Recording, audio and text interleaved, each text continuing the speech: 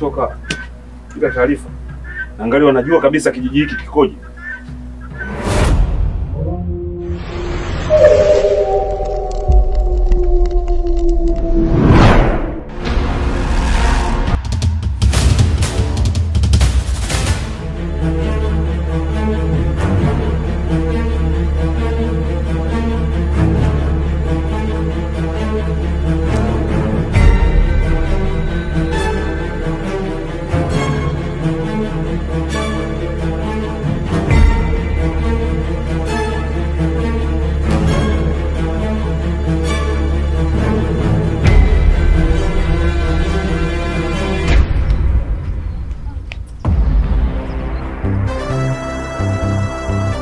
Hivi Ashati mke wangu, nini kunakifanya? Unanibuuza njia nzima, kwa tatizo gani? Kwani tatizo ulijua? Ndio niambie kwa tatizo gani mpaka unanibuuza njia nzima? Hivi mume wangu, nilikwambiaje kuhusu ile familia? Ile familia ni hatari sana na inajulikana kabisa hapa kijijini. Au unataka kusababisha matatizo? Sikiza nikwambie mke wangu. Mimi mume wako najua ninachokifanya. Na natambua fika kweli ile familia ndio inasababisha matatizo hapa kijijini. Na ninachokifanya mimi ni kuwapa ukweli wao ili waache wanachokifanya. Sasa unaniambia nikae nao mbali, ina maana na kijiji wote tuogope familia moja. Wewe unaona liko sawa hilo? Mimi kama mwana kijiji kwa Mkuyu lazima nihakikishe namsaidia mtawala kwa ajili ya kutatua hili tatizo. Na njia ya kutatua tatizo hili ni kuambia ukweli wale watu. Ili tukusema tuwaogope wale watu, tatizo litazidi kukua. Mwisho wa siku tutakuja kutuingilia paka kwenye familia zetu sisi wengine ambao tuna hatia. Kwa hiyo ninachokuambia mke wangu, mimi ndio kisanga mwendo wa majanga. Siogopi kitu chochote kile. Yaani wale nitadili nao mpaka nihakikishe wanaacha kufanya ujinga katika kijiji hiki. Sijui umenielewa? Mume wangu mimi naona unajisumbua tu. Hilo swala ungemwachia mwenyewe mtawala. Si unaelewa? Wewe huwezi kufanya chochote mume wangu. Sikiza mke wangu Ashanti. Neno unanichanganya. Twende ndani. Twende ndani.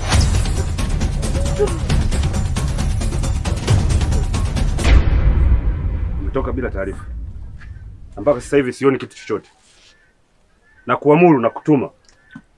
Kanitafutie malkia wangu na mwanangu. Sasa hivi. Sawa mkuu.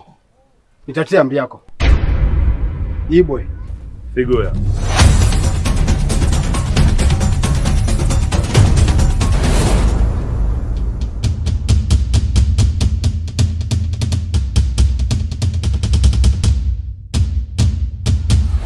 Malkia, unajua kabisa kijiji cha Mkuyu kilivyo.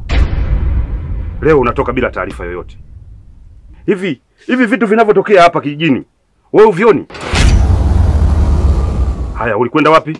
Nilienda shamba. Lakini nilichoikuta huko mume wangu siwezi kusema. Yaani ni hatari tupu niliyoikuta huko. Ni vitu vipi ambavyo umekutana navyo njiani? Mume wangu, mimi na wewe tutakapokaa ndani nitakwambia yote, lakini sio sasa. Nenda ndani. Milasi izula bala bada mwana pinga kukosa aki kengila tama. Milasi yani chizaza kakosa aki kapata ushirikini kuimaliza mita.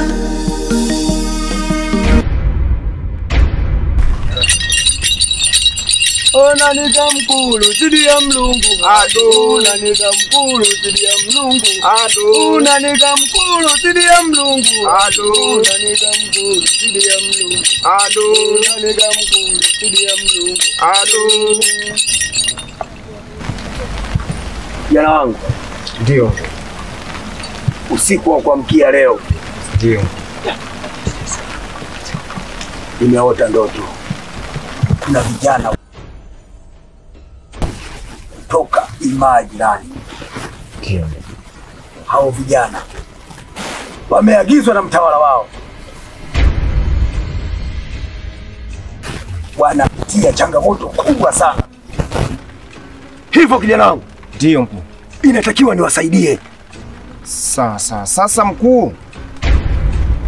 Nilikuwa naomba niulize jambo moja, au vijana wanatokea Imaya gani na kwa mtawala gani? Ndoto niliyoota haikuniambia kwamba wanatoka tawala gani. Sawa. Lakini wamenielekeza kwamba watakuja kwangu ili mimi niweze kuwasaidia. Sawa sawa. Je, wanakuja kwa heri au kwa mabaya? Vijana wangu hao ni vijana safi. Wameagizwa au wametumwa na mtawala wao. Kijiji chao kina shida.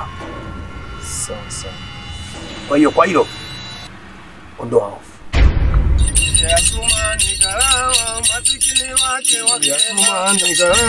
Masikini wake wakilema. Yatumani kalawa masikini wake wakilema. Kama unitaki ungesema tukale dale salama tukale dale salama mwe aye nyangandira mwe aye nyangandira aye nyangandira mwe aye aye nyangandira mwe aye nyangandira mwe aye nyangandira oye nyangandira mwe aye nyangandira nyangandira mwe aye nyangandira mwe aye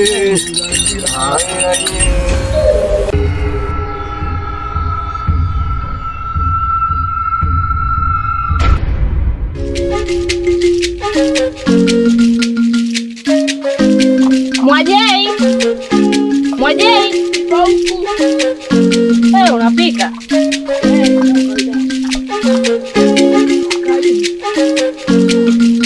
Igwe! Ikora! Karibu. Asante. Tukae kwa hapo kwa mbele maana sina na bajua kali.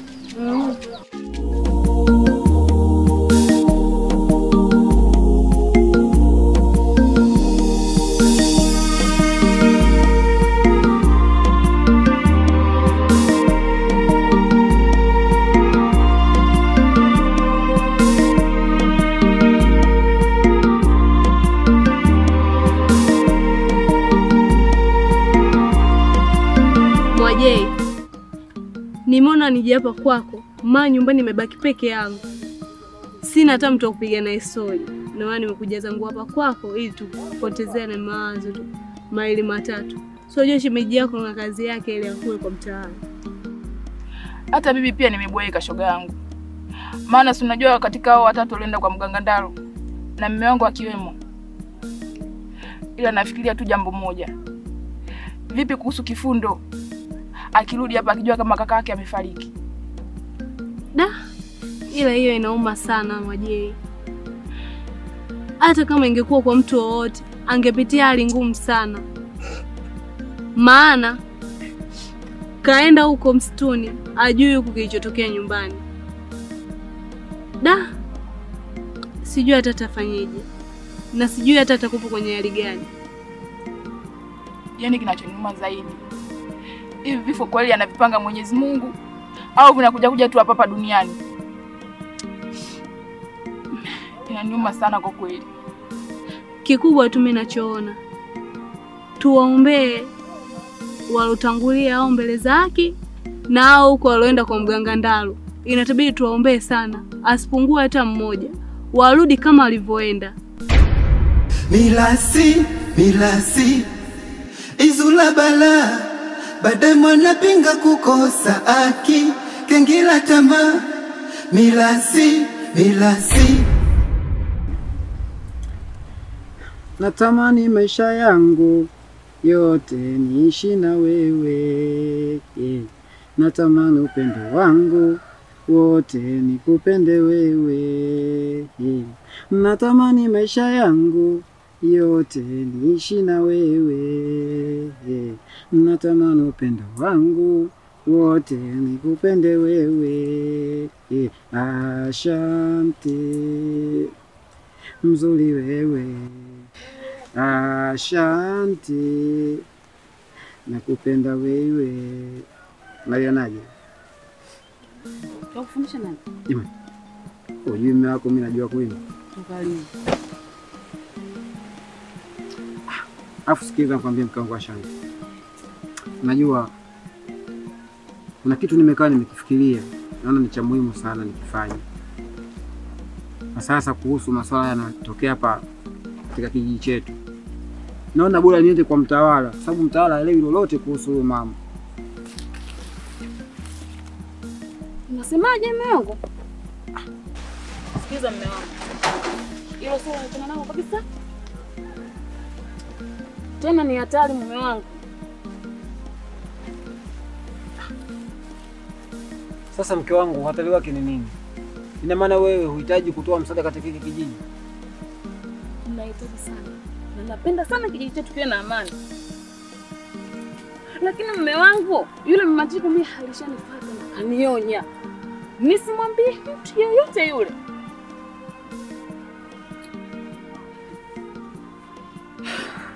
Sasa wewe mke wangu, hivyo unadhani kama tukiona maovu kama haya sisi tukiyafumbia macho, wewe unadhani tatizo linaweza kaisha hapa?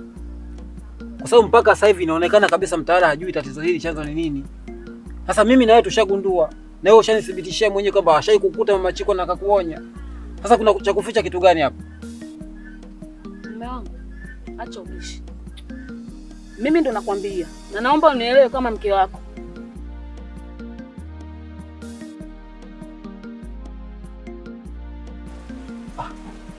Mke wangu, mke wangu.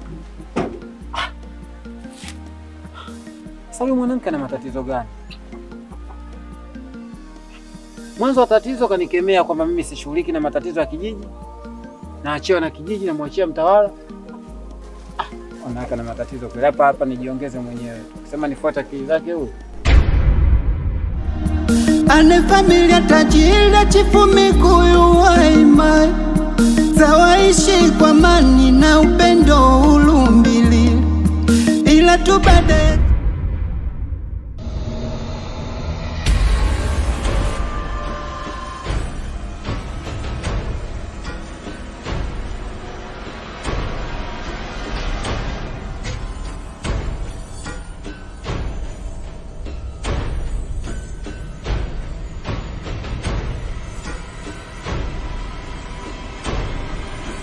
anakimbia nini nao? Kwa sasa hivi tushakuwa simba, tunaogopeka, wanakimbia. Yaani bado mtaa mzima huu watakijikimbiza hivyo hivyo. Wajinga.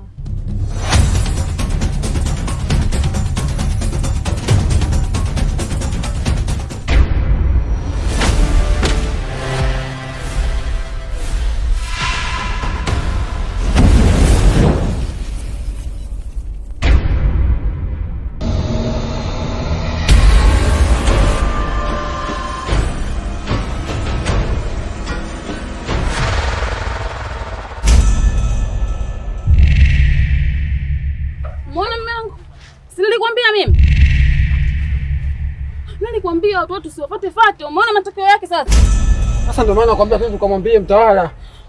Swala kama hili limekuwa kubwa hili. Kumwambia mtawala ndo tutakufa kabisa mume wangu hapa na mimi sitaki mwenzangu naogopa. Yaani hawa watu hatari sana. Hadi mchana tufuata kutuangia. Twende ndani mke wangu. Twende ndani.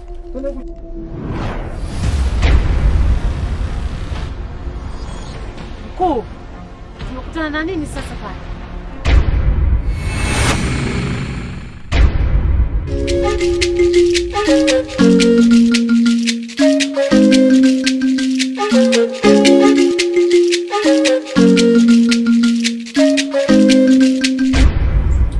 Hivi mama, mwanangu, unajua kuna swali mimi ambalo najiuliza sasa hivi. Swali gani mama? Hivi au watu ambao wametuma huku kwa mganga Ndaro wameshakufa?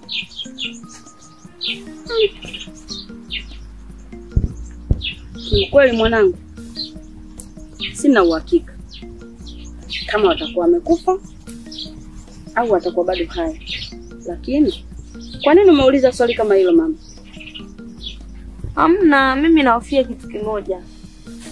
Unajua hao watu wakiwa wamefika kule kwa mganga Ndaro, wakirudi naye hapa itakuja kuwa matatizo makubwa. Nahofia kwa upande wako mama yangu.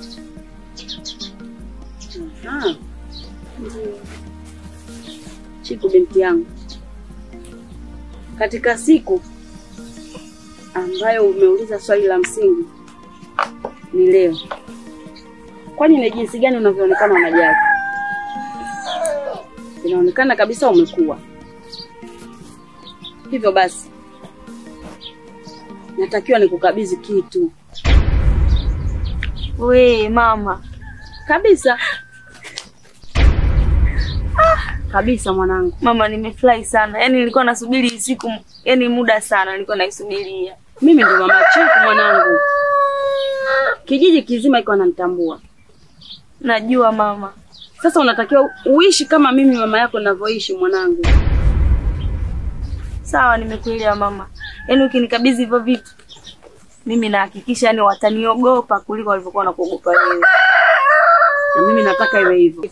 Nilikuwa nasubiri umri. Mama, Be.